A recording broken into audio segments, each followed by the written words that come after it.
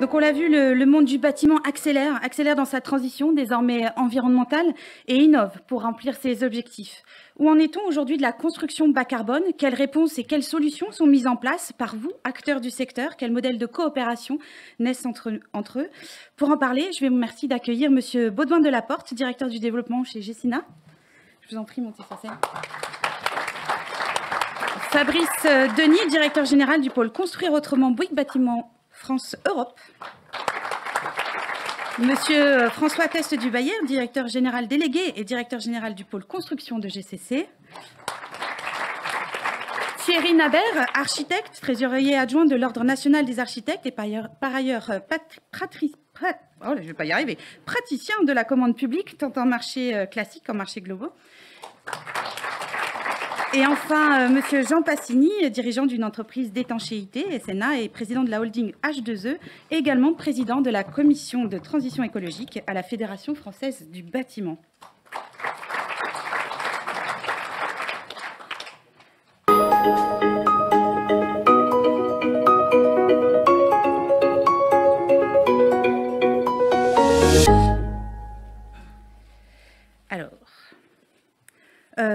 Donc on le disait, s'engager dans la construction durable, cela bouleverse chacun des acteurs. Et construire bas carbone, cela change des choses entre vous. Peut-être pour commencer, monsieur Delaporte, pour vous, chez Gecina, cet engagement se traduit comment? Alors l'engagement chez Gecina, je sais pas un micro, c'est bon? Normalement, vous deviez avoir le micro sur... Hop, je vous les apporte. Ça va être plus simple. C'est bon. Oui, je vous demande... Allô. L'engagement chez Gecina, en fait, il est double. Il est, déjà, on a une ambition qui est très forte via notre plan qui s'appelle Canopée 2030, qui est en fait d'être neutre en émissions de carbone sur le patrimoine en exploitation de la foncière Gecina, que ce soit sur le bureau, sur le logement, à horizon 2030. Et pourquoi il est double?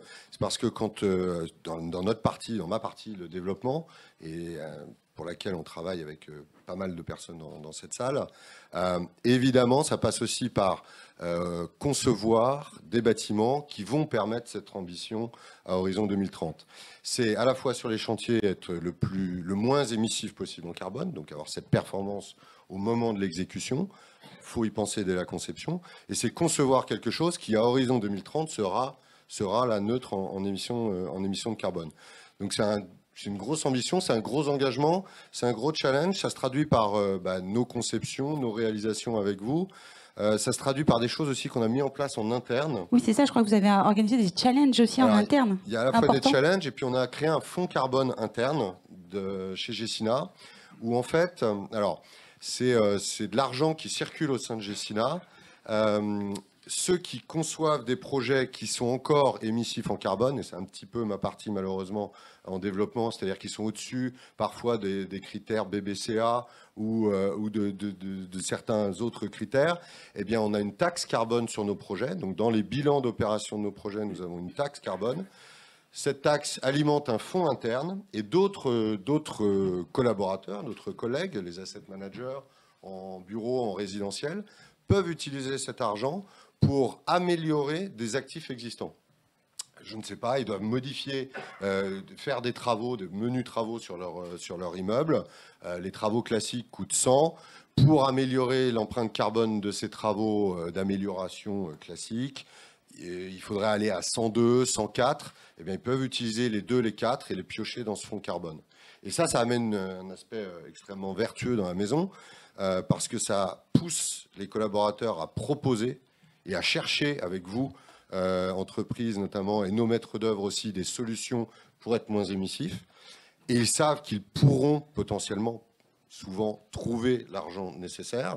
Et puis ça pousse aussi tous les collaborateurs de mon équipe à contribuer le moins possible au fonds carbone interne, en étant extrêmement vertueux dès le début sur nos restructurations. Par rapport à votre film, on fait 99% de restructuration. Oui, c'est très axé notamment sur la restructuration. Exactement, c'est ça. Mais écoutez, merci beaucoup. Alors on le voit, il y a un rôle moteur de la maîtrise d'ouvrage. Peut-être aussi, j'ai envie de me tourner vers l'architecte, parce que pour vous aussi, l'architecte, c'est un bouleversement. Oui. Alors Merci, j'ai récupéré le micro. Oui, évidemment, et je dirais il y a un dézoomage. Enfin, quelque part, votre film, il est formidable, mais quelque part, il est un peu spoilé parce qu'il a dit beaucoup de choses. Il y a un dézoomage qui est nécessaire et c'est un peu le propos qu'on a tenu d'ailleurs au Salon des maires, collectivement. On commence par la vision du territoire. En réalité, c'est vraiment à cette échelle-là, et c'est la politique d'aménagement du territoire, la politique de désartificialisation des sols, parce on va maintenant jusque-là, effectivement, la politique de reconstruire la ville sur la ville, qui sont déjà les premiers éléments déterminants, puisque, effectivement, vous l'avez dit, alors 99,5% des bâtiments existants sont existants. Enfin, sont existants, c'est un chiffre un peu bizarre, mais ça veut bien dire ce que ça veut dire. Il faut d'abord exploiter ce qu'on a sous la main. C'est la première chose. On peut faire beaucoup de choses, des choses très intéressantes. Et on a un petit peu un slogan là-dessus, c'est plus de matière grise, moins de matières premières. Donc voilà. Et j'ai juste un petit exemple comme ça, mais j'étais hier chez une très grande entreprise générale, on va dire, et qui m'a dit, voilà, notre agence, il y a 150 personnes, et en fait, il y a 50 compagnons. Je dis, c'est pas beaucoup, 50 compagnons. Et qu'est-ce qu'ils m'ont dit? Ils m'ont dit, bah oui, parce qu'en fait, on fait aujourd'hui de la réhabilitation. Et voilà, les métiers, ils sont aussi en dehors de chez nous, etc. Donc ce mouvement, il est quand même bien engagé. Et je vais finir avec ça. Je reviens sur le Salon des maires. Hein. Excusez-moi de faire un peu la publicité des architectes, mais c'est vraiment le discours qu'on a tenu aux maires, qui sont tous impliqués, enfin tous, pour tous ceux qui sont concernés sur Petite Ville de demain, Action Cœur de Ville. Et il faut qu'ils fassent appel aux architectes pour réfléchir en amont des opérations, trouver les opportunités sur leur territoire et arrêter effectivement de construire et d'étendre ad vitam aeternam. Voilà. Oui, et on le voit en plus, ça veut dire aussi penser différemment les bâtiments, donc penser selon les usages, penser selon les besoins. On parle aussi de réversibilité maintenant des bâtiments et pour l'ensemble de la conception, au moment de la conception, voilà, c'est des choses auxquelles il faut penser. Et ça a aussi un impact sur non seulement le choix des matériaux, mais surtout sur les systèmes constructifs. Donc les choses bougent. Oui, alors effectivement, ça c'est un thème très intéressant et très important. Pouvoir réutiliser les bâtiments demain pour les organiser autrement, voire en faire complètement autre chose, ça fait évidemment partie de la démarche. Et pour pouvoir le faire, il y a une espèce de double impact, hein, il y a un double effet, comme on dit, mais parce que du fait de réutiliser, on ne va pas détruire, premièrement, et du fait de construire de façon réutilisable, on va consommer moins de matière, parce que pour parler simple, aujourd'hui, si on construit en poteau-poutre, on consomme moins de béton, bien évidemment, que quand on construit avec des voiles, par exemple. Donc, j'ai envie de dire ça ne peut que nous satisfaire, nous architectes. Vous savez, le plan libre de Le Corbusier, c'est pas tout à fait récent, mais ça nous parle beaucoup, encore et toujours aujourd'hui. Donc voilà, concevoir différemment pour que le bâtiment puisse évoluer demain et en construisant différemment, déjà être économe. Et alors, on le sait, pour les entreprises générales aussi, ces enjeux on doit répondre aussi à ces enjeux et ces exigences. Cela signifie s'adapter, se former, innover. C'est synonyme de différenciation et d'opportunité. Monsieur Denis, vous, à Bouygues, chez Bouygues, construire autrement Bouygues Bâtiment France-Europe, comment est-ce que vous envisagez ces enjeux ? Oui, alors c'est beaucoup de changements pour nous, les entreprises générales. Le premier sujet, c'est sensibilisation, acculturation, formation, c'est-à-dire vraiment former. Par exemple, on a formé plus de 1000 collaborateurs en 12 mois sur la construction bois, parce que la première chose, c'est de savoir qu'on ne sait pas, et du coup, ça génère du progrès. Ensuite, le deuxième sujet pour nous, et pour les autres, je pense, c'est décloisonner le savoir. C'est-à-dire qu'il y en a qui savent, il y a des experts, ils sont peu nombreux, parce qu'il y a plus de sachants en béton que de sachants en biosourcé, évidemment. Donc l'idée, c'est de décloisonner, c'est de faire percoler ce savoir, c'est de capitaliser, y compris d'ailleurs en dehors de l'entreprise, parce que c'est un challenge collectif. Il y a un troisième sujet qui est très important, pour nous, c'est d'actionner tous les leviers. Donc effectivement, tous les rénovations, réhabilitation, régénération, l'économie circulaire, le réemploi, où il faut vraiment qu'on accélère, tous les matériaux biosourcés, bas carbone, ainsi que le béton bas carbone. Donc en fait, l'idée, c'est d'actionner tous les leviers sans être sectaire. Et je pense que c'est toute la force des entreprises générales. Oui, ça touche vraiment l'ensemble des collaborateurs de l'entreprise. Ouais, le bon matériau, en fait, c'est le bon matériau au bon endroit. Et puis, il y a un autre sujet qui est très important. C'est que, en fait, c'est beaucoup d'injonctions contradictoires. Et donc on est tous soumis à cette difficulté de trouver les bons équilibres, à la fois financiers, carbone, délai. Et ces injonctions contradictoires, en fait, plus on va essayer de les résoudre tôt, avec les maîtres d'ouvrage, avec les archis, plus on a une chance de les résoudre. Parce qu'en fait, si on séquence tout et qu'on attend que quelqu'un ou quelque chose résolve le problème, on ne va pas y arriver. Donc mieux vaut que ça frictionne tôt et qu'il y ait tout le monde autour de la table. Donc effectivement, ça c'est là où je pense qu'il faut qu'on fasse bouger les lignes. Et puis il y a un dernier point qui est aussi de nature à vraiment nous transformer, c'est qu'il faut être dans le partenariat, beaucoup plus dans le partenariat avec les sous-traitants, avec les fournisseurs. Il faut s'inscrire dans la durée, ce qui est un peu contre nature, hein, parce qu'on est souvent dans du one-shot. C'est ça, on pense à un bâtiment. On a des équilibres économiques pas toujours très confortables. Donc, mais pour autant, il faut qu'on s'inscrive dans la durée avec des partenaires, parce que c'est une façon aussi de générer de l'innovation et que les innovations, elles soient déployées et que ça s'inscrive dans la durée. Donc c'est beaucoup de transformation. C'est d'ailleurs des choses que vous mettez déjà en place en type de partenariat. Vous pouvez peut-être nous donner un exemple. Je ne voulais pas en parler, mais puisque vous me demandez, effectivement, chez Bouygues, on a signé un partenariat avec Pifto en CLT, pour le CLT, le lamellé croisé, sur 3 ans.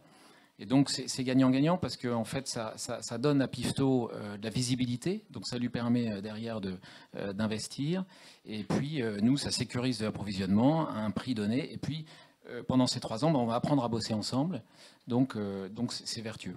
Oui, c'est ça, en fait, chacun encourage l'autre. Donc on voit, il y a des solutions en interne, comme chez Gecina, et puis avec vos partenaires également. Il y a un point important, la formation des gens. Et la formation, bien sûr. C'est ce qu'on a fait énormément. Former 150 personnes sur 500 au réemploi, à avoir l'idée du réemploi, comment on peut réemployer des matériaux. Et pousser nos maîtres d'œuvre à réemployer, justement. Bien sûr, c'est ce qu'on disait, c'est l'ensemble des collaborateurs qui doivent être touchés. Alors, peu importe la taille de l'entreprise, d'ailleurs, monsieur Tess du Baillet, chez une ETI, pour vous, les enjeux sont là également. Alors, les choses se font différemment, mais pour autant, les solutions existent également. Oui, nous aussi. Et nous, on va s'attacher avec notre singularité de GF, mais ETI, et également à faire en sorte que les choses soient concrètes et en tout cas se concrétisent. Donc tout ça bouleverse ce qui a été dit dans le film et dans les propos préalables. Maintenant, il faut s'y tenir et en tout cas réaliser concrètement les choses. Nous, dans les ETI, on n'a pas les moyens surdimensionnés des majors, donc on va s'attacher à faire un peu autrement, avec sinon plus d'agilité, mais en tout cas essayer d'intervenir en fonction des typologies, des dévolutions, et elles sont nombreuses, pour essayer de séquencer les choses et intervenir concrètement, quand même pour la chose la plus concrète qui est de réaliser l'opération. Et donc dans une ETI comme GCC, c'est Fabrice Denis l'a dit, mais c'est les partenariats industriels avec les partenaires, qu'ils soient fournisseurs, start-up, entreprises innovantes.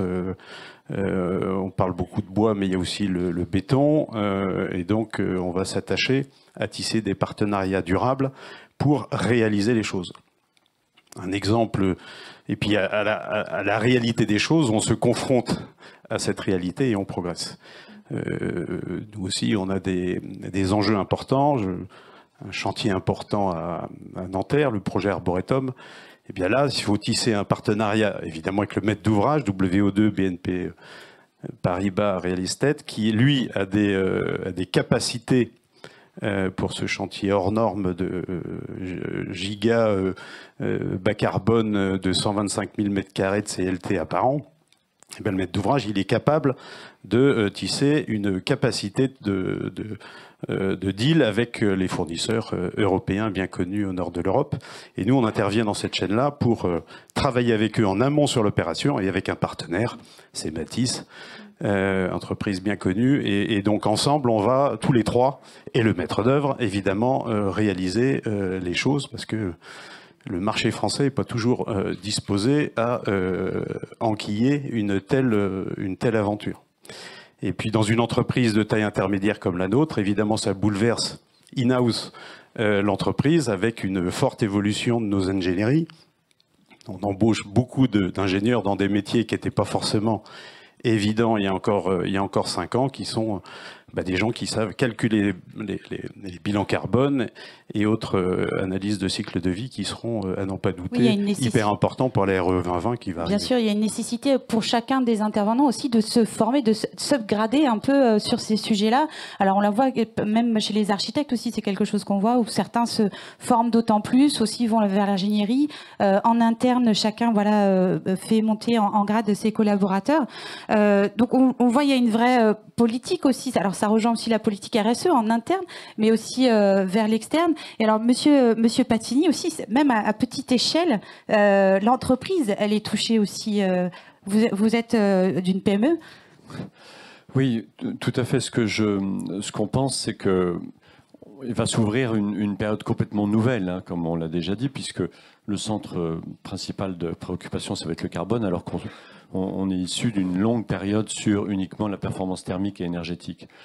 Et finalement, il va falloir s'approprier cette nouvelle donnée. Donc vous avez parlé de communication dans les équipes, sur les chantiers. Ça va être très très important pour que les gens ne prennent pas ça uniquement comme une contrainte, mais comme une opportunité, une sorte d'obligation intéressante et passionnante, puisque finalement on n'a pas le choix.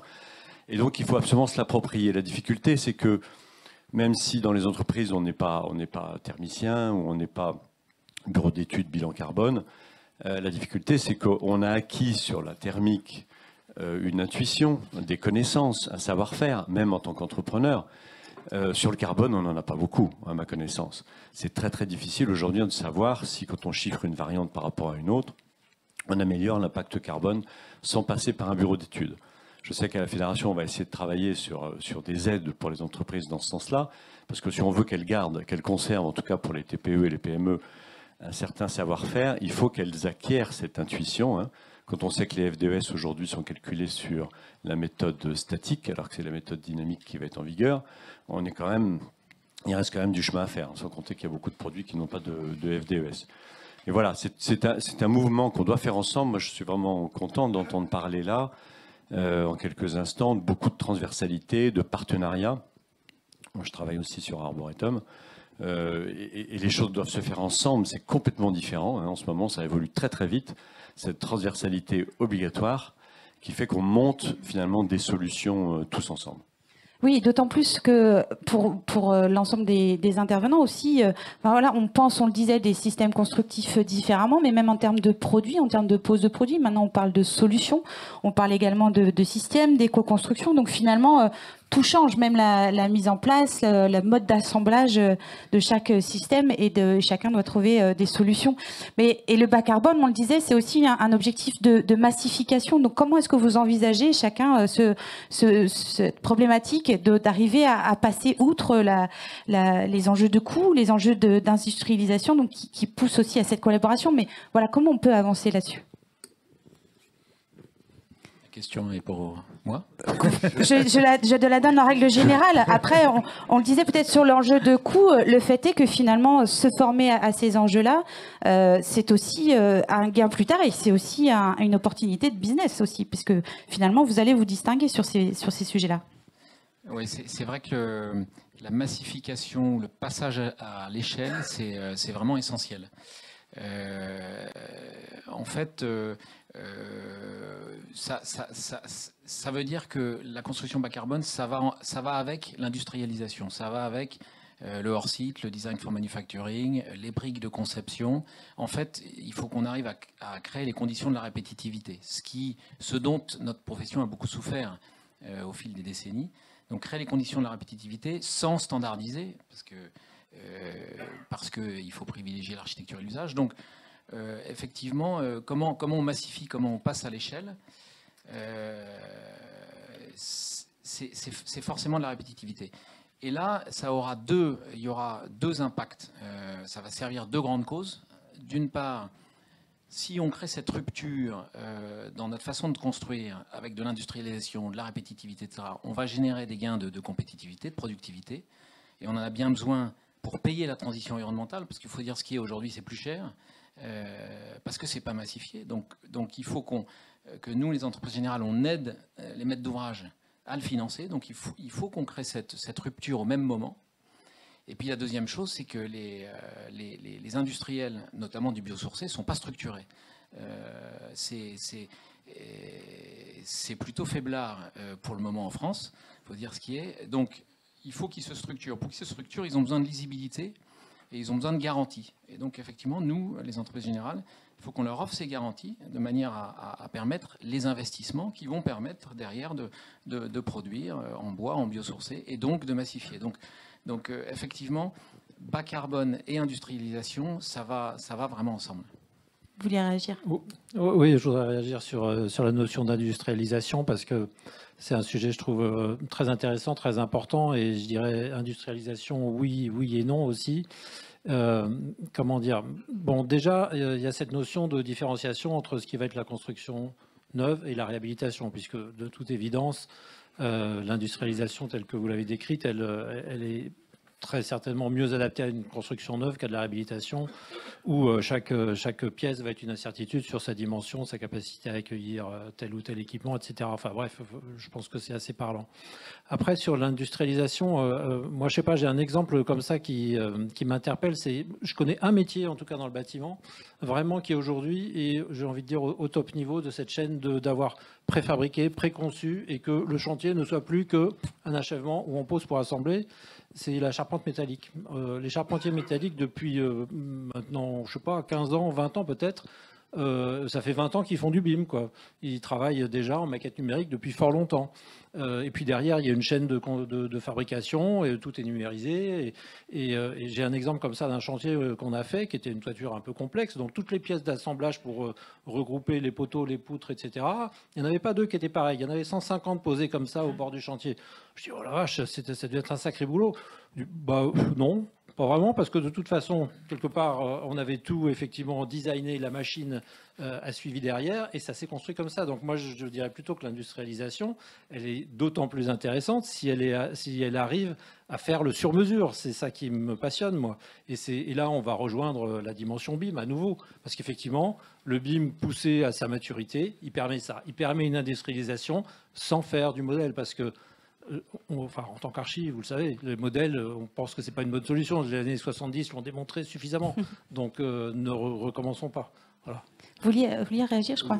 Juste nous, en tant que maître d'ouvrage, justement, les entreprises générales, on va leur demander des solutions, ce type de solutions, justement. Et l'industrialisation, ça peut être aussi sur le réemploi. C'est avoir vraiment une mécanique de réemploi, avoir des réflexes, et que l'entreprise nous amène, justement, quand on travaille avec elle, à la conception même, qu'on travaille avec elle et qu'elle nous amène des solutions qui vont vers justement peut-être cette sobriété ou au moins cette faible émission carbone.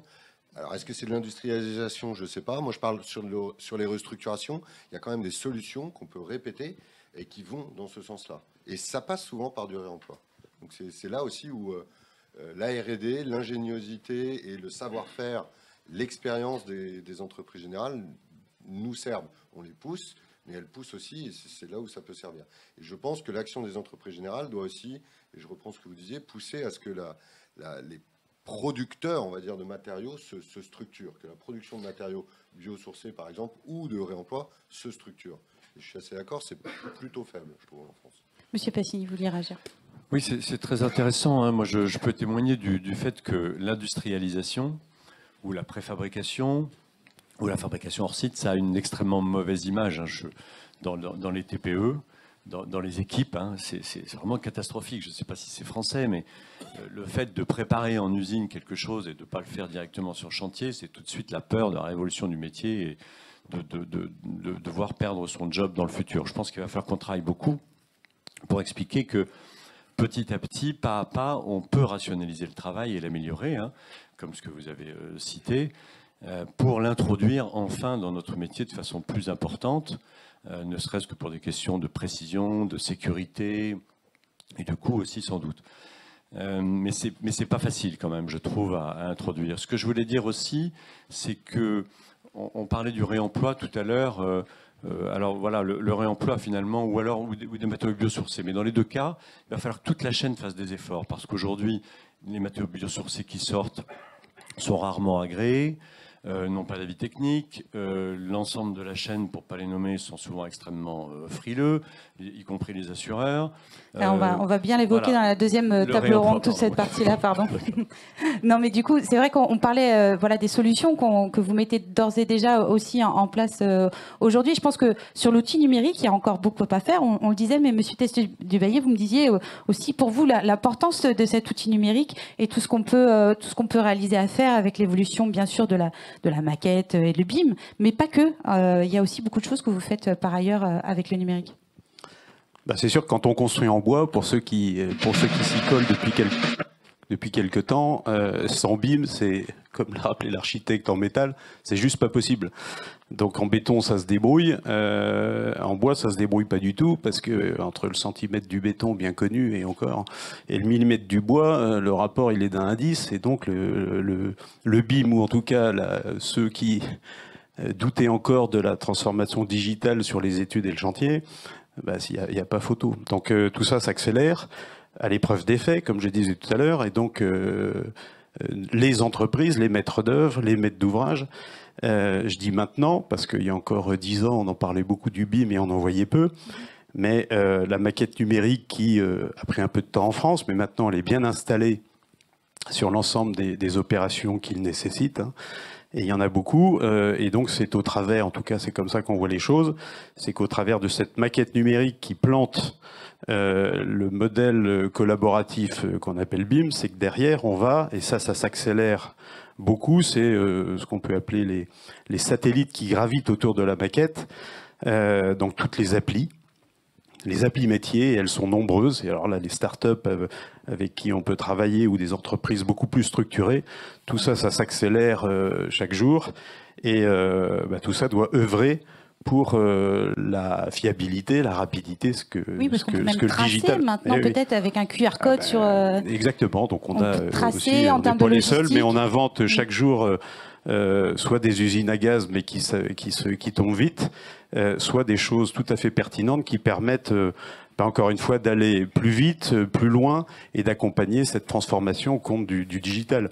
On a même quelques idées dans l'entreprise. On a créé une société qui, sur la base de drones, donc on embarque beaucoup d'intelligence numérique pour venir, on croit à ça, mais on verra, pour la sobriété et la réduction de l'empreinte carbone, de venir rénover les façades d'immeubles, ou en tout cas les nettoyer avant de les peindre. Donc tout ça, ça s'accélère parce que bientôt, on pourra plus mettre d'échafaudage dans Paris.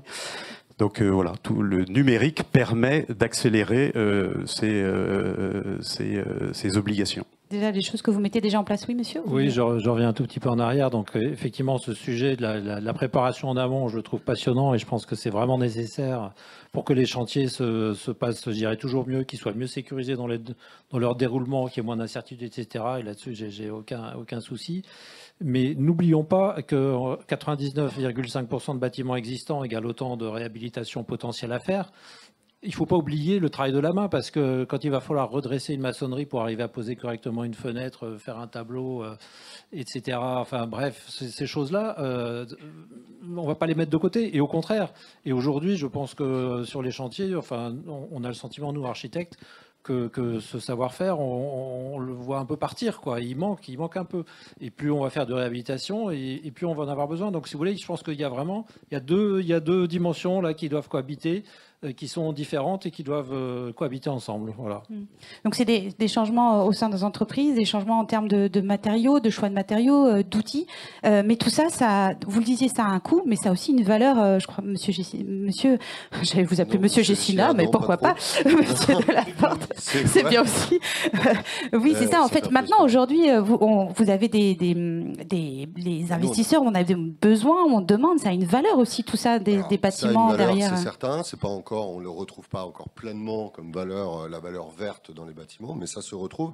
Ça se retrouve pour un aspect aussi, c'est que nous, on a des bureaux et des logements, et on le voit très clairement, il y a une inflexion très forte de la part de nos locataires, notamment bureaux, entreprises, et pour qui l'histoire que l'on raconte, mais c'est plus qu'une histoire, le bâtiment qu'on leur propose à la location doit embarquer une valeur verte et une démonstration de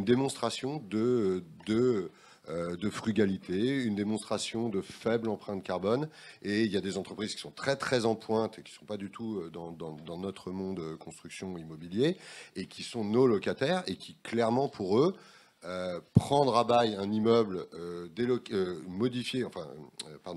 déménager son siège social ou une filiale ou que sais-je, ça passe par un argument et une explication de la performance environnementale, carbone, énergétique du bâtiment. Donc, si on n'arrive pas à louer, oui, il va y avoir moins de valeur, ça c'est certain. Donc, il y a une valeur à trouver là-dedans. Après, ça va être une valeur progressivement qui va se construire en valeur purement financière du bâtiment, mais déjà, si ça permet de louer mieux, plus rapidement, plus cher, je ne sais pas, oui, il y aura une valeur.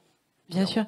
Et alors aussi en termes de coûts, alors on parlait, vous le disiez tout à l'heure, c'est cher de construire bas carbone, mais finalement aussi on peut trouver des gains de compétitivité, et des gains carbone sur l'ensemble de la chaîne, Monsieur Denis. Oui, c'est cher, effectivement, c'est un peu plus cher, et plus ça va aller, plus le delta va se réduire. Effectivement, on peut aller chercher des gains de compétitivité, mais ça a déjà été dit, par la répétitivité sans la standardisation, ça c'est sûr. On a notamment, par exemple, avec le bois, on a à progresser. Je voudrais juste rebondir sur ce que disait monsieur l'architecte. Effectivement, un de nos sujets, c'est l'attractivité vis-à-vis des compagnons, les cols bleus qui ont ce savoir-faire et qu'il ne faut pas perdre. Et on s'aperçoit que ces cols bleus, quand on les forme au bois, à la pose du bois, après 25 ans de banchets de béton, mais ils sont complètement enthousiastes, ils adorent. C'est silencieux, ça change leur vie. Et donc, du coup, on forme les compagnons et donc on gagne en compétitivité. Donc en fait, les gains de compétitivité, ils vont se faire, on va aller les chercher petit à petit. Mais moi j'insiste beaucoup, c'est la capacité de toute la profession à travailler ensemble tôt sur les sujets. Et ça bouscule quand même des pratiques, ça bouscule des façons de fonctionner, mais ça c'est vraiment, vraiment important pour aller chercher, parce que tout est à l'amont, aller chercher une conception qui fait du sens. Et derrière ça déroule et ça sera compétitif. C'est un véritable changement de culture, ce que vous me disiez maintenant aujourd'hui. Oui, c'est un changement de culture. Pensez à arriver, enfin, ce que vous m'aviez évoqué, ce parallèle avec le monde de la prévention. Oui, voilà. C'est ça. Alors, c'est vrai qu'on s'aperçoit. Alors, nous, on n'a pas l'agilité d'une ETI. On est un gros machin, hein, forcément. Mais on a effectivement en France-Europe, c'est 800 chantiers, c'est 14 000 collaborateurs. Et donc, c'est un sujet, effectivement, au-delà de la technique, c'est un sujet culturel, de changement culturel. C'est vrai que sur la sécurité, je pense qu'on a tous progressé. On a beaucoup progressé. Et finalement, le safety first, il est rentré dans toutes les têtes. Donc ça reste un combat quotidien qui n'est jamais gagné, mais c'est rentré dans les têtes. On a tous réussi. Donc le impact first, il doit rentrer. Et dans toutes les entreprises, les jeunes générations, elles poussent. Donc ça rentre, c'est déjà dans les têtes des jeunes. Et donc, c'est à nous de bouger, de faire évoluer cet état d'esprit vers Impact First. Et on le voit, donc, on le disait, donc, des stratégies partenariales inventées avec des fournisseurs, des fabricants, des industriels pour trouver de nouvelles solutions, travailler mieux et plus en amont tous ensemble. Et finalement, on se rend compte aussi, enfin, on a aussi par la suite des problématiques d'exploitation, etc. Finalement, on parle de plus en plus de désilotage du monde du bâtiment. Quel est votre avis là-dessus? C'est une question un peu générale. Et finalement, c'est innover aussi un peu tous ensemble. Quel est votre avis là-dessus? Est-ce que vous voyez ce changement-là? Oui, on voit bien qu'il faut qu'on soit les uns les autres tous ensemble beaucoup plus tôt qu'avant. Hein, c'est ce qu'on observe sur les chantiers. On voit aussi que ce travail en transversal, s'allonge a de plus en plus d'importance et que parfois même ça crée des retards sur chantier parce que ces mises au point en transversalité, elles sont longues. Moi, j'observe pas mal de décalage dû à cela, mais c'est en raison de la qualité de ce que l'on veut faire. Donc c'est sûr que c'est une façon de travailler qui est différente. Après, les partenariats avec les industriels, on en a parlé. Bon, je pense qu'il y a des choses importantes qui vont changer. Hein. On a parlé de l'éco-conception, je crois. Moi, j'y crois pas mal. Je crois que la REP, donc la nécessité de recycler, le réemploi, etc., va introduire des solutions d'éco-conception que l'on n'avait pas jusqu'à maintenant. Moi, je trouve que pour l'instant, on les avait pas beaucoup, quoi, ces solutions, alors que dans le reste de l'industrie, l'éco-conception est quand même assez développée. Donc, ça va forcément créer des changements et un partenariat avec les industriels encore plus fort. Pardon, c'est une question évidemment sensible que celle de l'intégration des processus pour les architectes, puisque vous savez que les architectes aiment bien avoir un peu leur indépendance. Et moi, je dirais qu'aujourd'hui, les deux modèles extrêmes ont leurs avantages, leurs inconvénients. Le montage classique n'est pas parfait et le montage totalement intégré n'est pas parfait non plus. Donc évidemment, on se questionne, on cherche les solutions peut-être intermédiaires. Pour ceux qui connaissent ce process, il y a l'exemple de la Pige qui a fait des processus, on va dire, semi-intégrés, où l'entreprise n'arrive pas tout de suite, mais elle arrive quand même assez rapidement à un stade où il y a une coactivité de finalisation de la conception entre la maîtrise d'œuvre et l'entreprise générale, qui peut être des process intéressants. Donc voilà, vous voyez, j'ai du mal à vous répondre blanc, noir, c'est peut-être gris. C'est pas l'idée, voilà, mais c'est plus l'idée de travailler plus en amont. Forcément pas complètement le même enthousiasme que mes amis autour de moi. Monsieur, vous vouliez... Sur l'exemple de la Pige, c'était pas forcément des réussites. Le décilotage, je sais pas. Ce que j'aimerais traduire comme propos, que ce soit pour les coûts où on sait pas trop, où on pense que la chaîne aval avec les FDES, on n'est pas au bout, et on veut que tout ça aille vite. Donc on n'est pas non plus, je dis nous, tout le monde, l'acte de construire depuis le maître d'ouvrage jusqu'à la maintenance, et on pense comme avant, et on veut faire comme demain.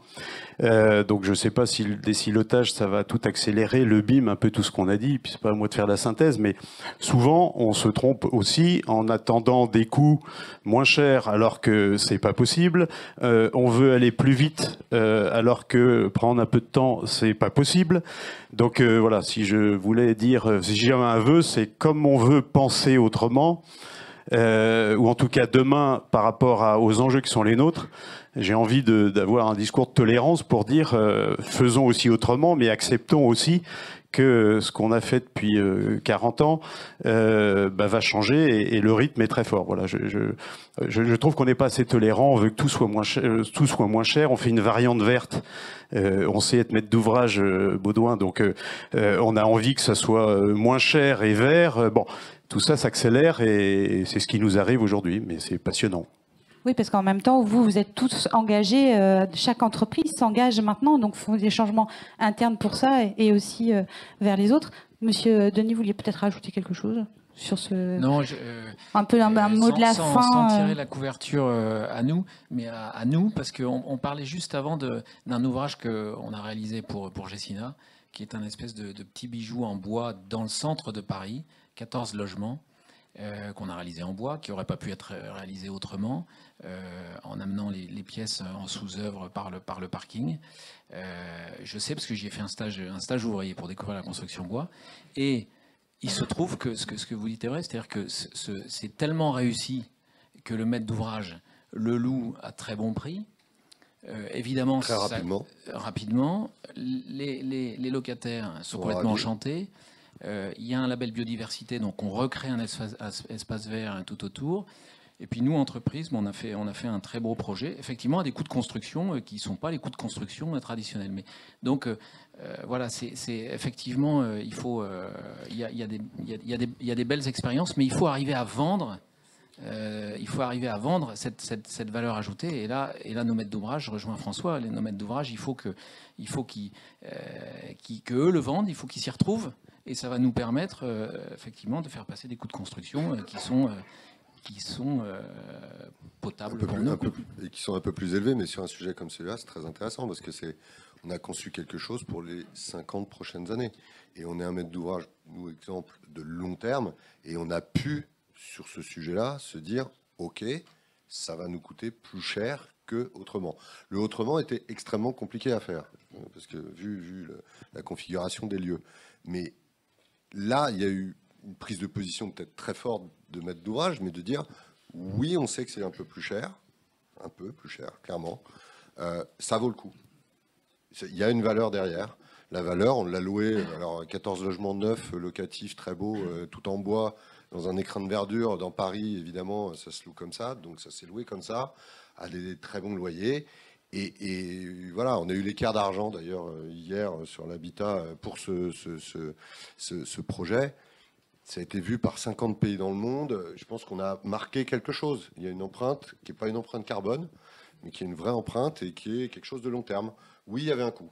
Ok, c'est de l'ordre de l'investissement. Et ça montre que des solutions existent, surtout, et que toute la chaîne, finalement, peut arriver à sortir de tels bâtiments. Il y a beaucoup d'ingéniosité de la part de l'entreprise, justement, pour le mettre en œuvre. Et c'est là où on attend l'entreprise, nous. Voilà. Aussi, ouais.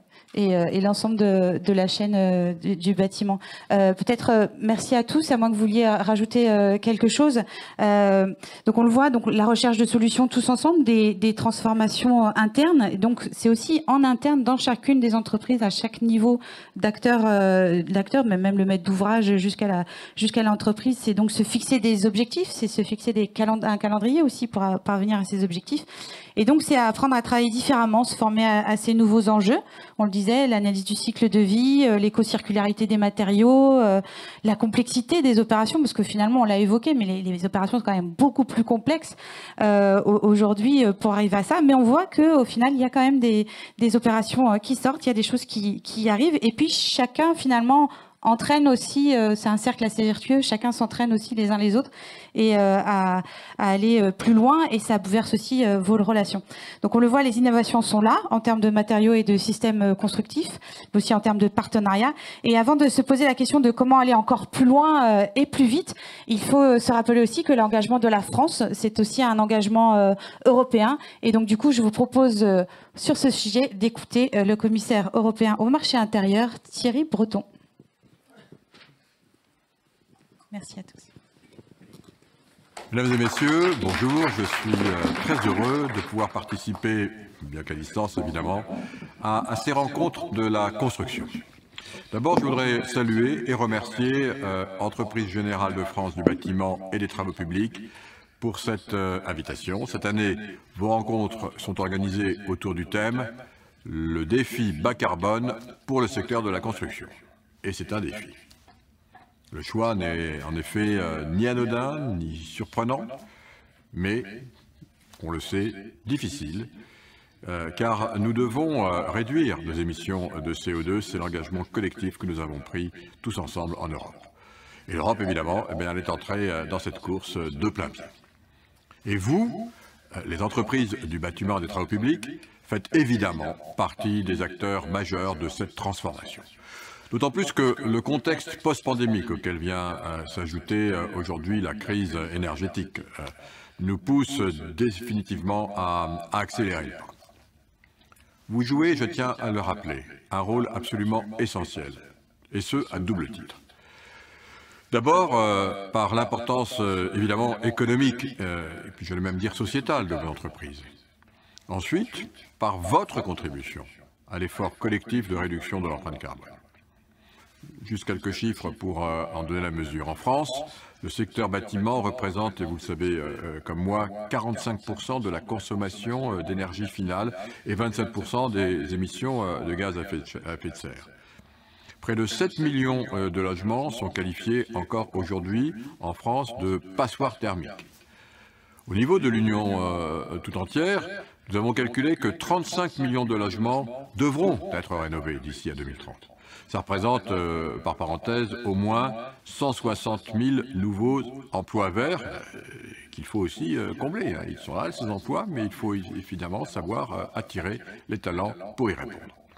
Alors les opportunités que ça représente dépassent largement les chiffres que je viens de vous donner. Il ne faut pas oublier que le marché intérieur vous ouvre des possibilités partout en Europe, je le rappelle. À la Commission, nous nous efforçons non seulement de légiférer à la hauteur de nos ambitions, mais aussi, et je le rappelle aujourd'hui devant vous, à accompagner les acteurs de la transition que vous êtes. Je parlais à l'instant de la multitude de crises que nous traversons, avec la reprise post-pandémique et les hausses des prix de l'énergie, par exemple. Nous devons bien évidemment tenir compte du contexte dans lequel votre propre transition devra se faire, et c'est pour cela que la stratégie industrielle européenne que nous avons mise à jour en mai dernier prévoit l'adoption de voies de transition écosystème par écosystème. Je rappelle que nous avons 14 écosystèmes qui représentent à eux l'ensemble de l'activité industrielle, économique et de services de notre continent. Elles sont élaborées, ces transitions, conjointement avec tous les acteurs industriels, mais aussi les pouvoirs publics, et elles doivent nous permettre de progresser avec confiance, de manière évidemment inclusive, et puis aussi d'anticiper les besoins, quels qu'ils soient, et en particulier les besoins de ressources humaines, de formation que cela implique. En ce qui concerne l'écosystème de la construction, ce travail est sur le point d'aboutir et nous aurons du reste l'occasion, je tiens à vous le dire aujourd'hui, d'échanger sur ce sujet très prochainement. Mesdames et messieurs, je compte donc sur votre soutien, votre expertise, votre vision aussi, et puis évidemment votre engagement. Et je voulais vous remercier encore une fois de m'avoir donné l'opportunité de vous présenter rapidement notre vision européenne, les actions que nous avons entreprises, mais surtout de vous remercier pour ce que vous faites dans votre domaine si important, je l'ai dit tout à l'heure, pour notre pays, mais aussi pour l'Europe. Et puis, bien entendu, vous souhaitez de très bonnes rencontres de la construction. Merci. Voilà pour ce... Donc, la dernière COP nous l'a encore rappelé, l'urgence est là et la crise sanitaire que nous traversons nous incite également à aller plus vite, comme le disait le commissaire Breton. Notre question pour cette seconde table ronde est celle-ci, comment aller plus loin et plus vite? Elle sous-entend aussi qu'il existe aujourd'hui des freins et notamment des freins à l'innovation. Quels sont-ils ces freins? Quelles sont les pistes à exploiter? Comment encourager l'innovation et permettre d'avancer pour ce monde plus durable que nous appelons tous de nos voeux? Quels défis doit-on relever? Pour en parler, merci d'accueillir Isabelle Sora, secrétaire générale à l'administration au ministère des Armées.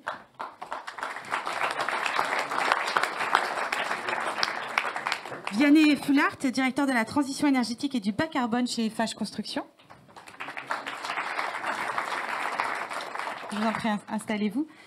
Katharina Knapton-Wirlich, chef d'unité et direction générale de GROW à la Commission européenne. Et enfin, monsieur Xavier Neuschwander, président de la Commission technique et innovation à la Fédération nationale des travaux publics.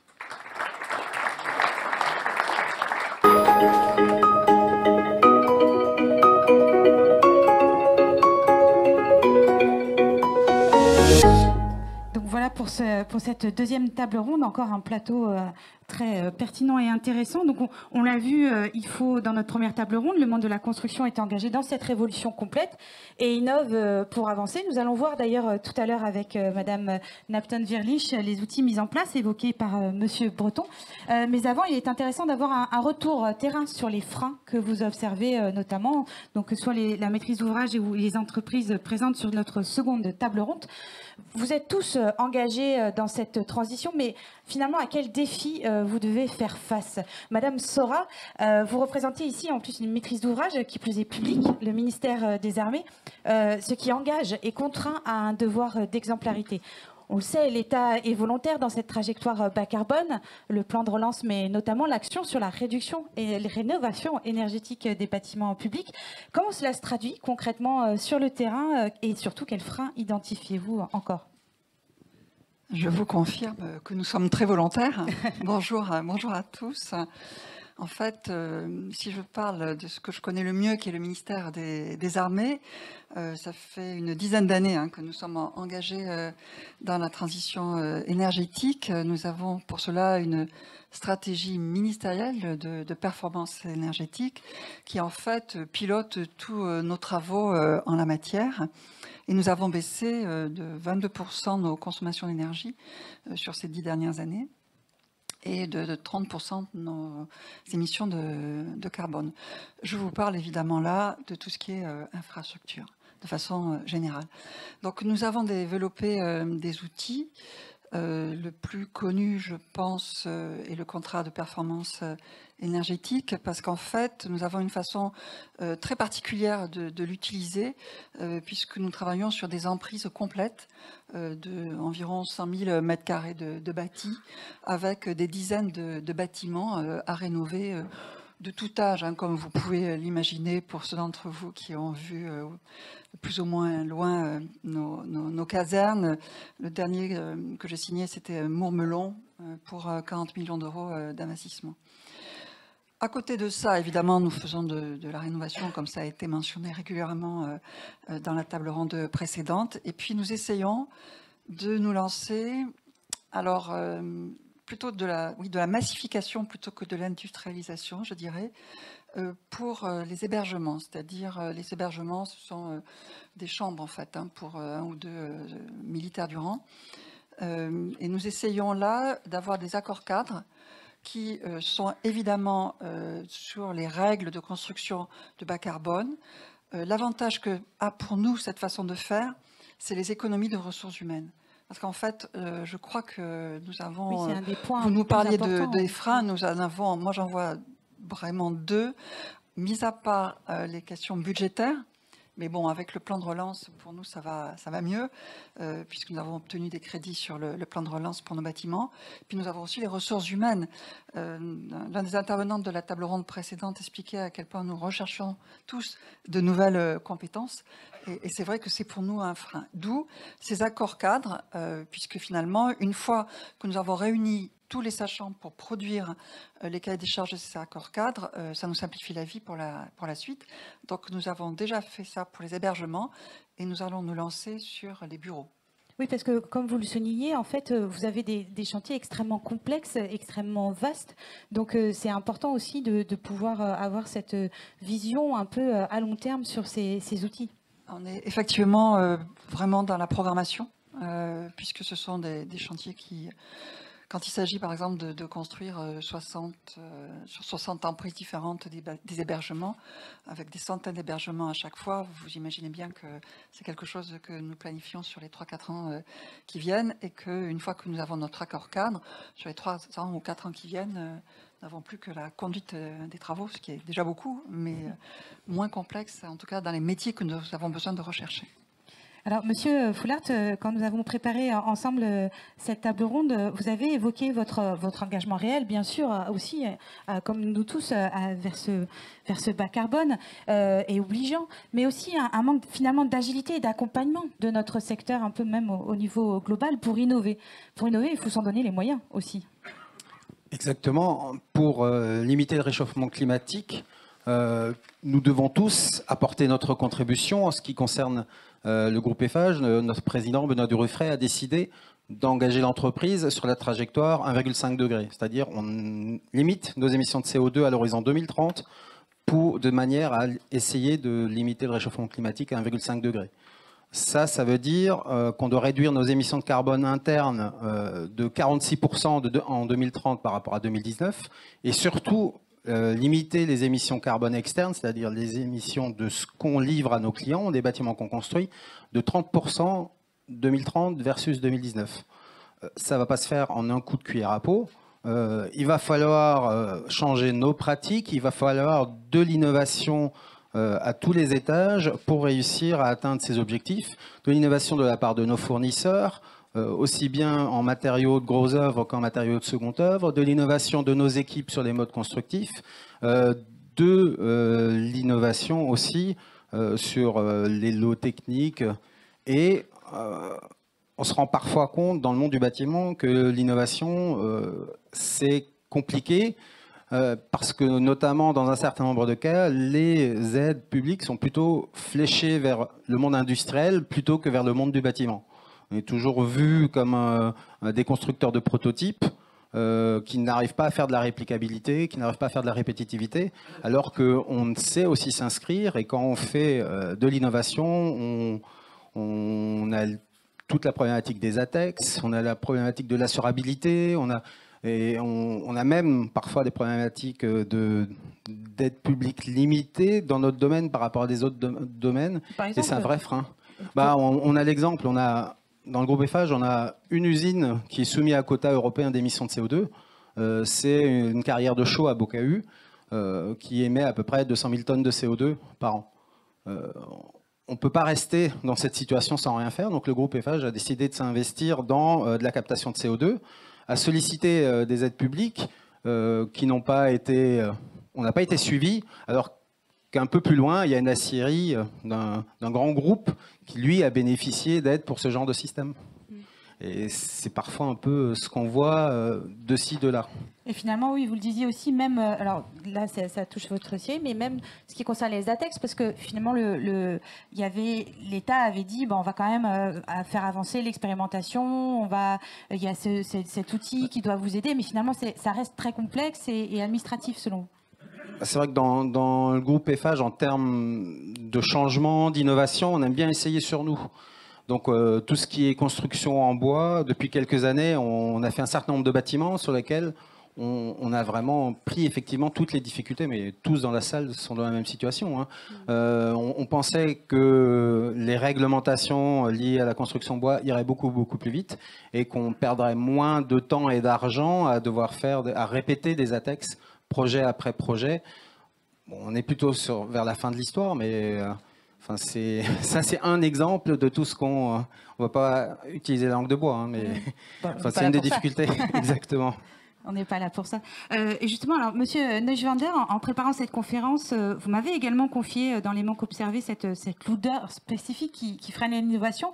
Mais avant peut-être de compléter ce que vous venez d'entendre, nous le disions, vous êtes président de la commission technique et innovation à la FNTP, et les professionnels du TP se sont engagés fortement et en filière dans cette transition bas carbone. Peut-être quelques mots là-dessus avant de nous parler des freins.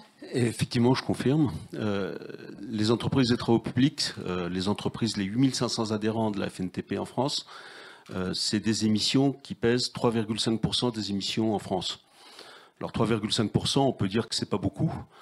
Mais nous, on a trouvé que c'était beaucoup et que notre responsabilité sociétale nous imposait de les limiter. Alors, on a commencé à travailler.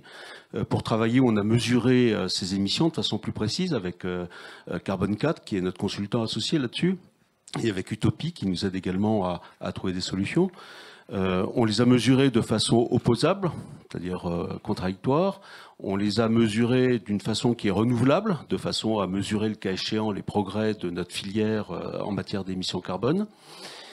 Et puis, à partir de là, on a fait les bilans, on a compris ce qu'on pouvait faire pour économiser des émissions de CO2. On a réuni 180 experts qui ont travaillé, qui ont listé 140 solutions décarbonantes, qui ont réalisé des modes d'emploi attachés à ces solutions décarbonantes. Et puis quand on a fait le bilan de tout ça, on a décidé d'inscrire notre secteur, les 8500 entreprises du secteur, dans la stratégie nationale bas carbone, à savoir une première étape de moins 40% en 2030 par rapport à 90 et la neutralité carbone en 2050. Alors justement, on a évoqué ces freins que vous avez pu entendre. Je crois que pour vous également, c'est des freins que vous aviez recensés sur ce qui manque en fait pour qu'on avance plus vite. Alors, il y a effectivement beaucoup de freins. Moi, je verrais 3 grandes familles de freins pour ce qui concerne les émissions du secteur. La première famille de freins, c'est la famille qui est relative à l'innovation. Quand on fait le bilan des innovations qui sont en cours ou qui sont arrivées à maturité, on peut que constater qu'il y a eu un véritable flux d'innovation concernant la décarbonation de notre industrie, et ça date pas d'hier, ça date de plusieurs années. Donc c'est très positif parce que quelque part on voit qu'on innove, on aboutit, et ça fait longtemps qu'on est concerné par cet objectif de décarbonation. Mais cet effort, il faut le poursuivre, il faut peut-être même l'amplifier. Ça nécessite des moyens. Au-delà, si aujourd'hui on veut transférer sur le terrain ces innovations, on s'aperçoit que très souvent, elles s'opposent ou elles sont contradictoires à des règlements ou à des normes. Et donc il va falloir transcrire dans les normes et les règlements ce qu'aujourd'hui on est capable de démontrer techniquement ou scientifiquement et qu'on a réussi à développer en tant qu'innovation. Et ça, c'est quelque chose de très important, sinon on n'y arrivera pas. Transcrire dans les normes et règlements ce que nous avons réussi à démontrer techniquement et scientifiquement par les innovations qu'on a développées. La deuxième famille de freins, c'est la famille de freins liée à l'humain. Nos métiers, ils ont des caractéristiques qui sont absolument fondamentales. La première, c'est le nombre d'acteurs. Et la deuxième, c'est l'importance de l'humain dans l'organisation de nos chantiers, de nos réalisations. Il faut être conscient que demain, on ne construira plus comme on construisait hier. C'est vrai techniquement et c'est vrai en matière d'organisation. Donc on ne peut pas ne pas former nos très nombreux collaborateurs à cet effort d'adaptation des méthodes organisationnelles et des techniques qu'on utilisera sur le chantier. Le deuxième axe, c'est la transversalité. Personne ne peut prétendre décarboner tout seul. On décarbonera tous ensemble. Maîtres d'œuvre, architectes, entrepreneurs, maîtres d'ouvrage, parties prenantes extérieures. C'est tous ensemble qu'on peut décarboner. Et la transversalité, ce n'est pas quelque chose qui est inné, c'est quelque chose qui s'apprend. C'est technique, c'est pas simple. La troisième famille de freins, c'est les contrats, les passations de marché, les appels d'offres. Trop souvent, ces processus, ils conduisent au choix du moins-disant. Il faut être capable d'encourager dans le processus de passation des offres, dans le processus contractuel, être capable d'encourager les innovations, et notamment les innovations environnementales. Et puis, dans le choix des entreprises, il faut être capable de choisir autre chose que le moins-disant, c'est-à-dire le mieux-disant environnemental, ou le mieux-disant tout court d'ailleurs. Donc voilà les trois familles de freins que je vois, et il y aura beaucoup de travail pour arriver à les lever, mais on est déterminés. Mais justement, Madame Sora, j'ai envie de vous faire rebondir sur ce que vient de dire M. Neuschwander. Voilà, pour accélérer l'innovation, on le dit, il faut des modèles de coopération nouveaux. Mais pour l'inciter, l'État doit aussi jouer les précurseurs. Mais les règles de la commande publique sont assez strictes. Et finalement, ce n'est pas simple aussi, même pour vous, maître d'ouvrage public. C'est-à-dire que si on se contente d'utiliser les marchés innovants, comme nous avons un seuil à 100 000 €, on ne va pas aller très loin. Alors, nous, on fait des appels à manifestation d'intérêt. Donc, l'idée, c'est qu'on présente un projet et on essaie de constituer autour de nous des groupements pour mener à bien ces projets. Donc, on va le faire, par exemple, sur un camp. Alors, évidemment, je suis un peu spécialisée, hein, donc on va le faire, par exemple, pour un camp dont on va dire il faut que ce camp soit capable de produire son énergie, mais aussi de la stocker. Et à partir de là, on va essayer de trouver des partenaires qui seront en mesure de créer un groupement et de répondre à notre appel à manifestation d'intérêt. Mais je dois admettre qu'on n'a pas trouvé encore dans le secteur qui m'occupe, le secteur de l'infrastructure, ce que nous avons été capables de faire avec l'Agence d'innovation de défense, où nous avons une espèce d'incubateur qui permet de mettre en relation des innovations dans un secteur qui est peut-être, qu'on imagine, plus facile à faire, qui est l'industrie d'armement. J'aimerais bien qu'on arrive à pouvoir créer ce genre de structure autour de nous dans le secteur de l'infrastructure, parce que je crois qu'on peut avoir les mêmes méthodes et bousculer ainsi, vous le disiez monsieur, les règles, parce que je suis d'accord, il faut qu'on arrive avec des propositions de modification de certaines normes pour prendre en compte les innovations. Nous avons fait au ministère des Armées dans d'autres secteurs, je vous parlais de l'armement, mais ça peut être l'espace ou d'autres, et donc je pense que c'est vraiment intéressant qu'on puisse avoir des approches coopératives sur le même secteur. Donc avoir des approches coopératives, un peu comme ce qu'on peut voir dans le monde de l'industrie. Vous le disiez aussi, monsieur, voilà, c'est vrai que c'est des choses qu'il faut aller chercher aussi ailleurs. Mais alors j'ai envie de me tourner maintenant vers vous, madame Naften-Wirlich. Nous avons entendu monsieur le commissaire européen breton tout à l'heure. Vous êtes chef d'unité à la direction générale de l'unité GROW, dépendante de la Commission européenne, et donc plus particulièrement en charge d'accompagner les acheteurs publics européens dans cette trajectoire bas carbone, en promouvant les achats stratégiques soutenant cette transition environnementale. Peut-être nous expliquer peut-être en premier lieu comment cet engagement de l'Europe pour une commande publique innovante se traduit concrètement et nous donner du coup peut-être quelques clés. Merci beaucoup de m'avoir invité ici. Pour la Commission européenne et aussi, je crois, avec Madame Sora, pour avoir un peu plus de gender balance qu'ailleurs. Donc, je suis très contente de représenter ici la toute petite minorité Je suis là féminine. peut-être aussi pour ça, on ne sait pas. Quand j'ai commencé mon circuit professionnel, j'ai travaillé comme avocate dans le conseil du bâtiment, donc c'est pas nouveau pour moi. Mais aujourd'hui, voilà, qu'est-ce qu'on fait? Oui, les priorités de Voilà, Go. notre priorité, c'est vraiment d'essayer de mobiliser les marchés publics pour la double transition, pour l'innovation, pour le changement. Et qu'est-ce que nous avons comme outil à l'Union européenne? Bien sûr, on est là, non? Et vous êtes... on ne le traduit pas nous-mêmes, mais nous essayons d'être aussi pratiques et aussi directs que possible avec nos moyens. Et ça commence par un cadre légal, en fait, qui, à notre avis, permet tout un tas de choses. Donc, le moins-disant est quelque chose auquel nous disons « oui, c'est possible », mais ne le faites pas.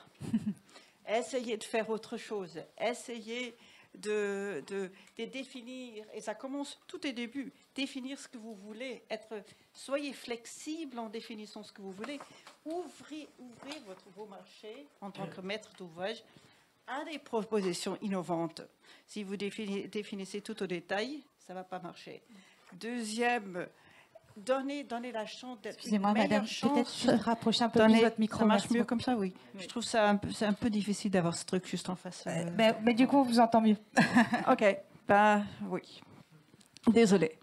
Et donc, le deuxième stage, c'est de vraiment donner potentiellement de l'avantage à des entreprises qui ont plus de capacité à faire de l'innovation. Et après, au deuxième stage, vraiment donner plus de points dans l'attribution de ces marchés qui propose quelque chose d'innovant, quelque chose qui permet de rénover vos bâtiments, de créer le camp, qui contribuera en effet au marché. Mais nous ne faisons pas que de la législation. Nous essayons aussi de soutenir pratiquement des acheteurs publics dans ce changement. Donc, est un projet que nous avons mis à point il y a 2 ans et que nous planifions d'agrandir beaucoup à partir de 2023.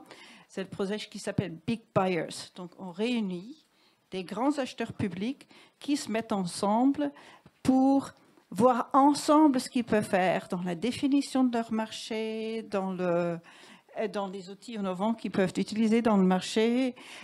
Et voilà, ça c'est très très important dans l'engagement avec le marché. Je crois que ça a été mentionné aussi dans la table ronde avant, ça a été mentionné ici. Si on s'engage pas, si on ne fait pas d'engagement avec le marché, l'acheteur public ne saura pas ce qu'il y a comme possibilité. Il y a souvent une réticence de la commande publique, en effet, de contacter le marché avant de se lancer dans leur marché, ce qui ne peut aboutir qu'au désastre. Parce qu'il y a tellement d'acheteurs publics qui n'ont aucune idée de ce qu'il y a sur le marché et ne peuvent pas l'avoir. Vous êtes une grande acheteuse publique. La majorité des acheteurs publics sont tout petits. Mais aussi, eux ont à rénover des bâtiments, eux ont à mettre leur mairie au point. Et chacun, donc je crois que ça a été mentionné aussi dans la table ronde avant, chacun a son petit ou grand parti à contribuer. Dans ce projet Big Buyers, on a en effet 2 projets qui s'occupent des marchés de construction. Et le plus important, c'est le projet qui a développé la possibilité de sites de construction zéro carbone. Y inclut, ou zéro émission, y inclut toutes les machines, tout ce qui est, et y inclut aussi zéro émission audit, je sais pas, de bruit, voilà. Et qui l'a fait comme un projet modèle jusqu'à la BBC. Bien sûr, sans mentionner que la Commission européenne a été impliquée dans le développement. Il y avait, dans l'autre chantier que vous avez, c'est notamment aussi sur la construction circulaire, sur les stratégies d'approvisionnement. Voilà, ça c'est un autre projet qui n'est pas aussi loin développé, mais c'est vraiment dans la construction que nous engageons aussi. même aujourd'hui, nous supportons un prix de marché innovant et marché vert. Et aujourd'hui, j'ai eu la possibilité de remettre le prix pour le marché public le plus innovant, Runner-Up, donc deuxième, justement à un projet de construction. Donc, nous pensons que vraiment c'est la construction, vu aussi l'importance, je crois que monsieur le commissaire l'a mentionné, les 40% que les bâtiments contribuent, que la construction pour nous est vraiment un chantier de travail très important. Alors, je crois que vous avez également, vous développez des activités justement de mise en relation, enfin de passerelle entre des besoins et des solutions innovantes, InnoBroker.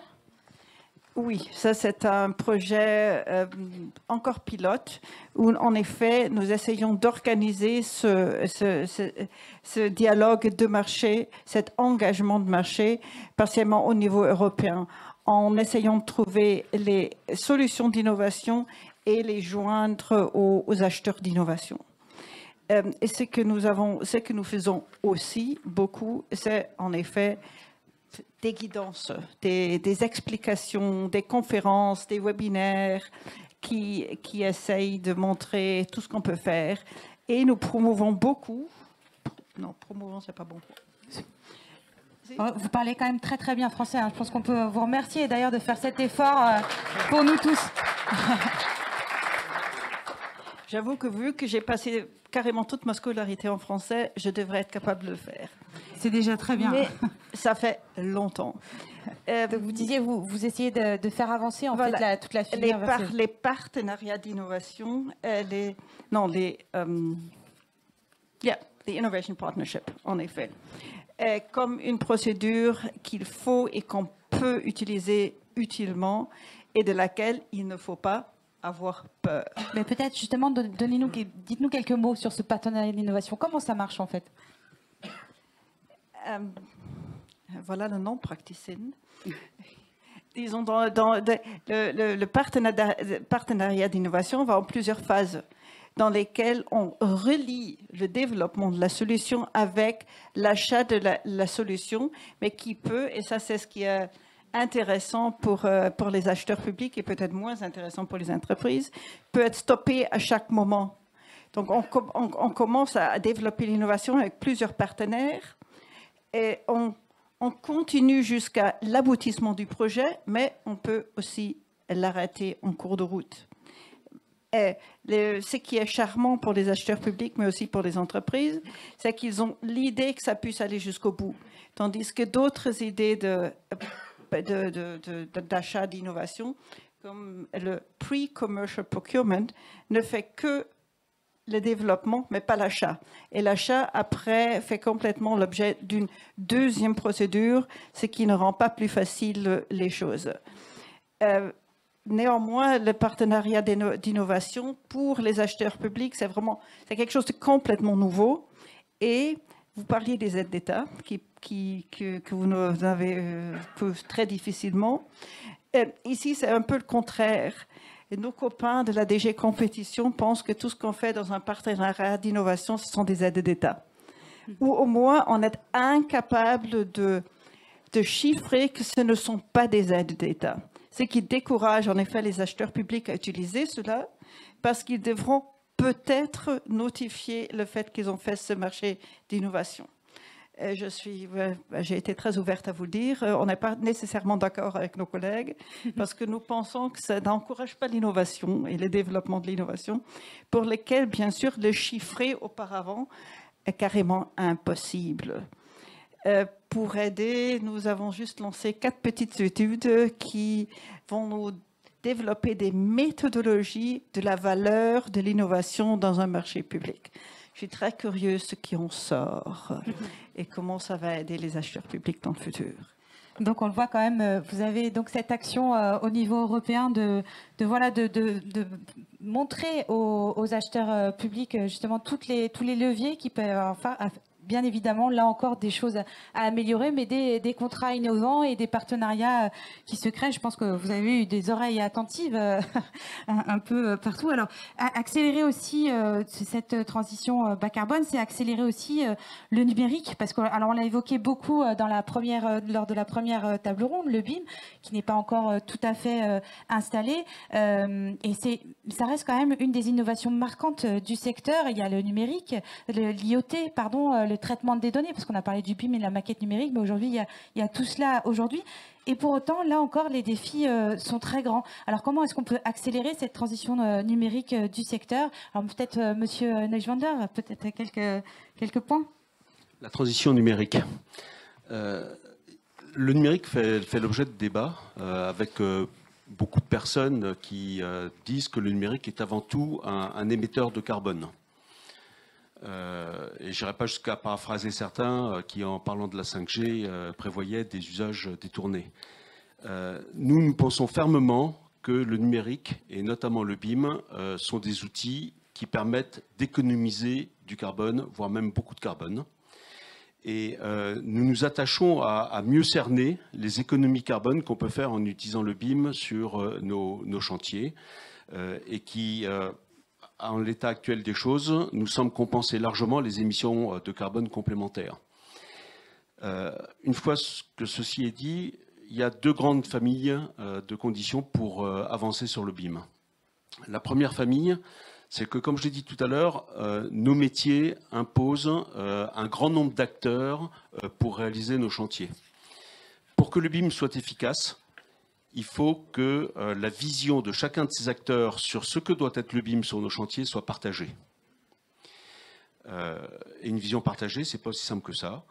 Ça fait l'objet de discussions entre GF, la FNTP, Syntec et les parties prenantes du projet Mine 2, de façon à avoir une vision partagée de ce que doit être le BIM. Et on y a réussi. Et en fait, très simplement, pour que le BIM soit réellement un outil partagé, il faut que nous disposions d'outils open source qui permettent d'avoir une vision commune de la base du BIM. Ensuite, il faut que les savoir-faire professionnels de chacune des parties puissent être protégés par le BIM. Dit autrement, que ce qui soit mis dans l'outil commun soit uniquement ce qui peut servir à la construction, à la conception de l'ouvrage ou à sa maintenance, et que tout ce qui est savoir-faire professionnel soit conservé chez chacun, de façon à ce que chacun aille en confiance dans cet outil qu'est le BIM.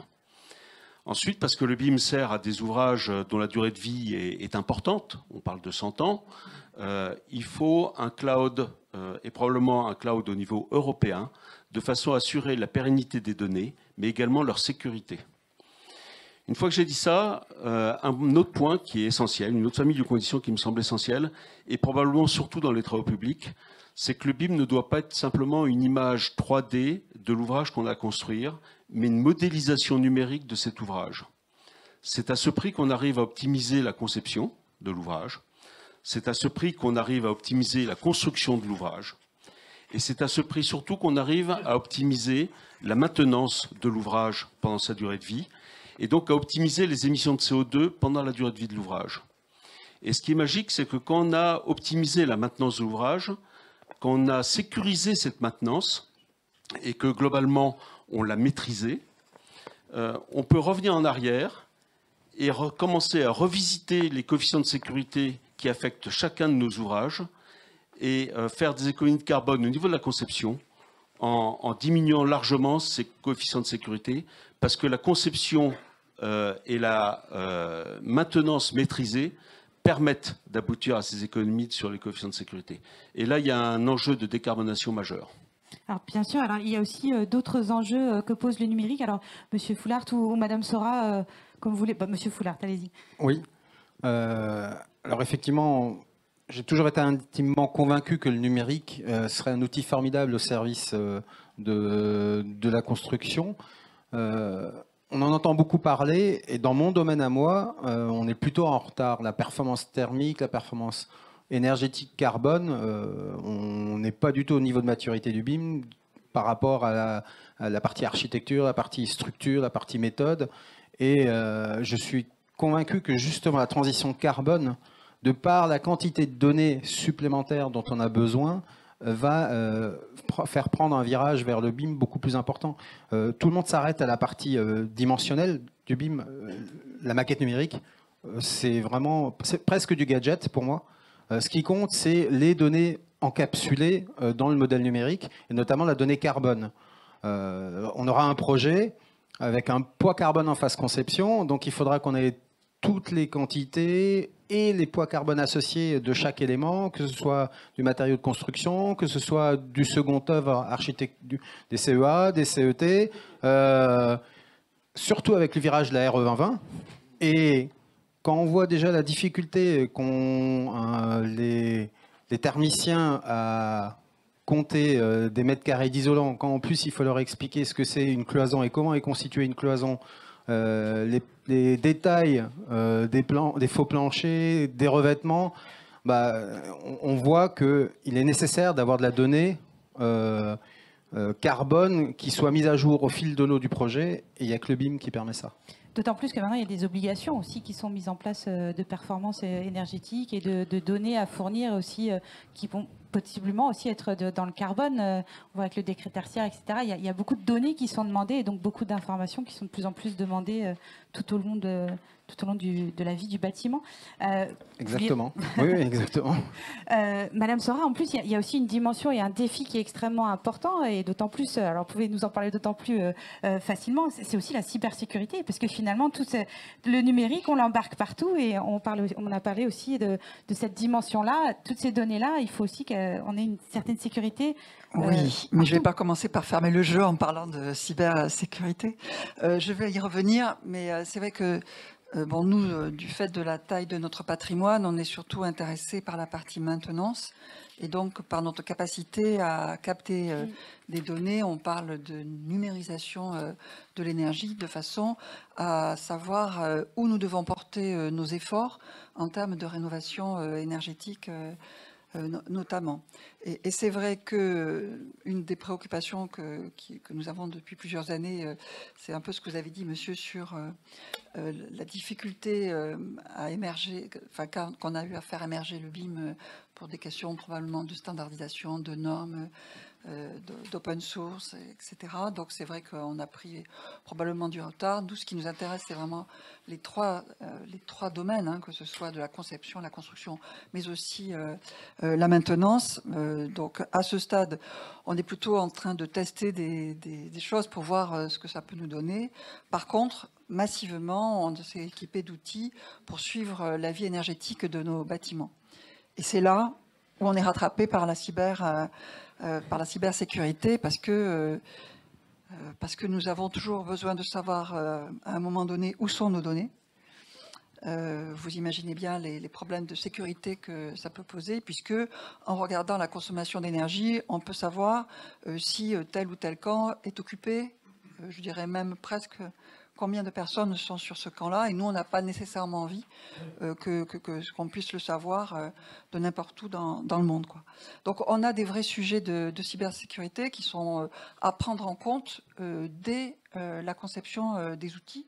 Je pense que c'est beaucoup plus simple, plutôt que d'arriver après la bataille en disant « vous nous avez oubliés ». Voilà, donc, il me semble que ça fait partie des sujets, effectivement, que vous avez souligné, madame, sur la cybersécurité, et je ne pouvais pas ne pas en parler. Bien sûr, voilà, donc on le voit, donc c'est cette transition numérique qui peut accompagner et faire accélérer le bas carbone, là aussi, nécessite aussi de faire des choix, d'avancer et d'innover.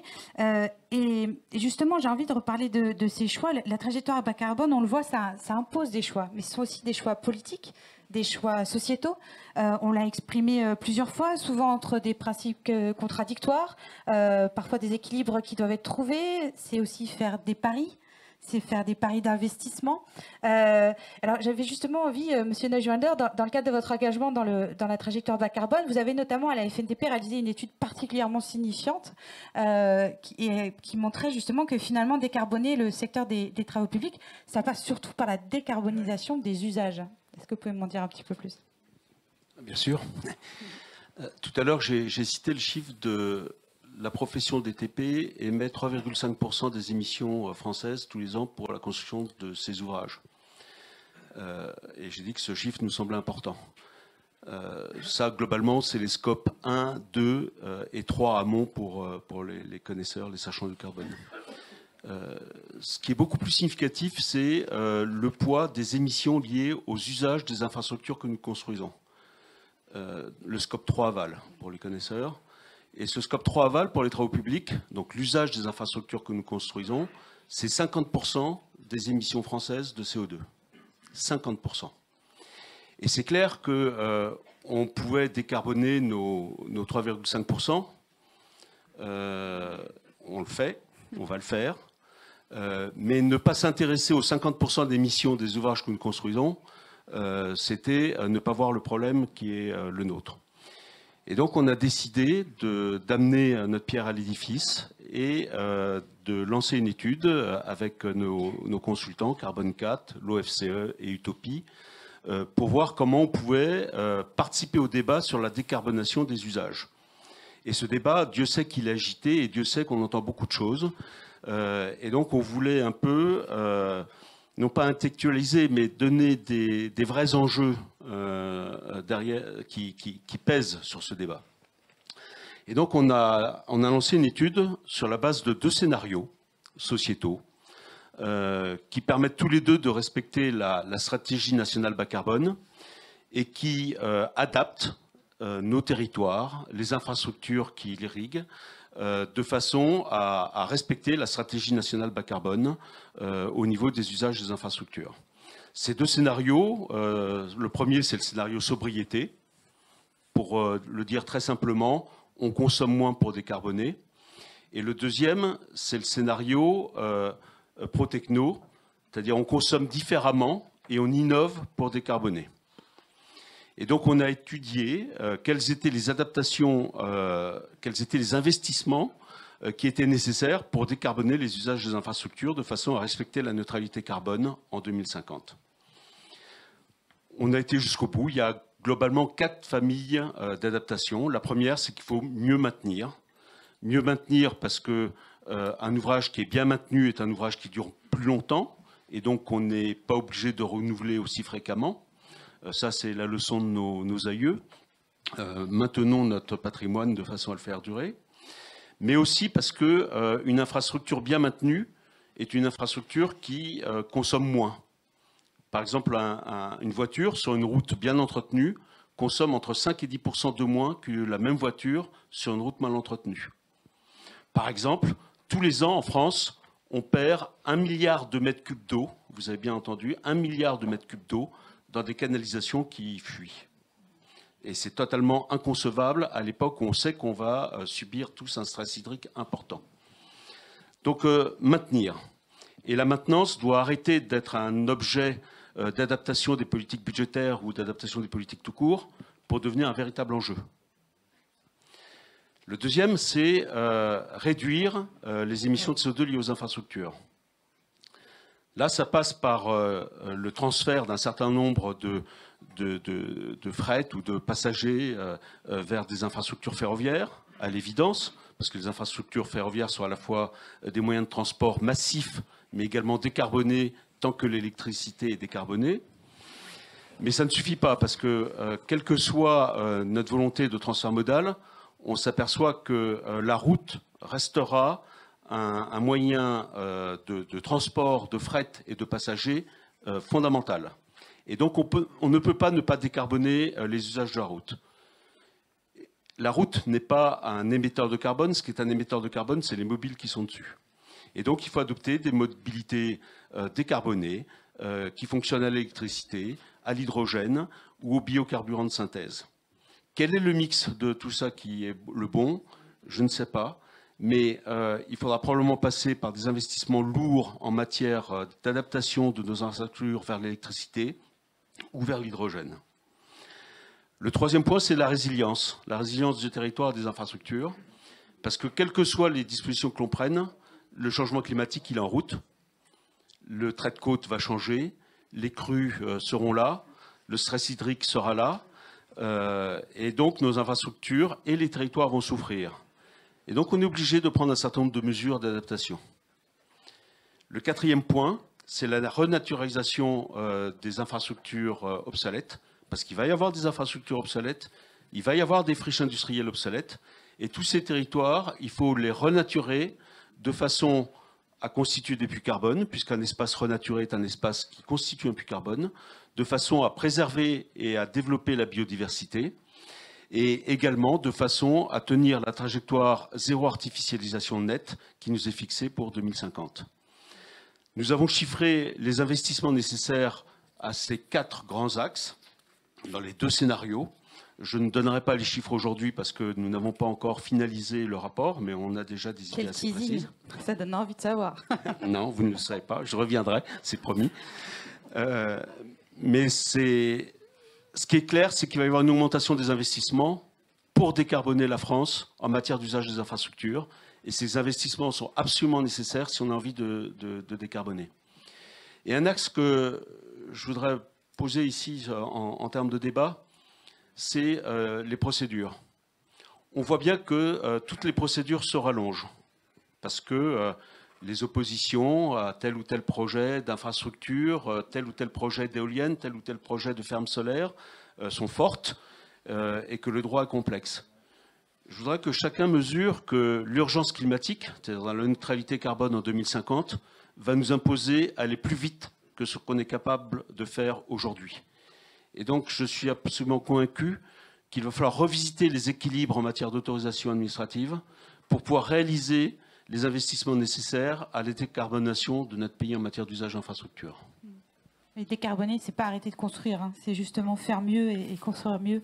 C'est construire différemment et c'est adapter les infrastructures que nous avons, qui sont des objets indispensables à notre vie. Enfin, on ne peut pas imaginer la vie sans mobilité, on ne peut pas imaginer la vie sans eau, on ne peut pas imaginer la vie sans électricité. Et tout ça, c'est les infrastructures qui le permettent.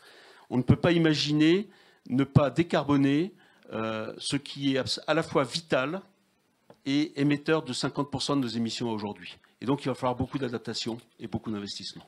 Bien sûr. Alors peut-être au final un peu de chacun, justement sur ce sujet-là, on dit c'est des questions d'être face à des choix, des fameux équilibres à trouver. Et c'est jamais facile, hein, Madame Sora, vous pouvez aussi également en témoigner hein, sur ces difficultés et trouver cet équilibre justement entre toutes ces parties prenantes. Oui, on voit bien qu'on est, vous l'avez très bien décrit, hein, on est vraiment face à des choix très importants. Bonjour Madame la Ministre. Bonjour Madame. Moi, je voudrais juste peut-être insister sur un point, c'est la concurrence d'utilisation des fonciers. Vous y avez fait allusion avec l'artificialisation et la fin de l'artificialisation des fonciers. Nous, on est d'ores et déjà confrontés à des choix à faire sur nos fonciers. Nous avons de très beaux camps militaires qui sont des zones Natura 2000. On aimerait bien maintenant pouvoir y installer des panneaux photovoltaïques et c'est complètement pas possible, c'est incompatible. Et donc ces choix-là, nous les avons d'ores et déjà devant nous. Merci beaucoup. Alors, Monsieur Schulert aussi, il y a un point qu'on n'a pas forcément, sur lequel on n'a pas forcément insisté, mais c'est aussi que c'est un problème de positionnement stratégique. Voilà, il faut faire le pari aussi.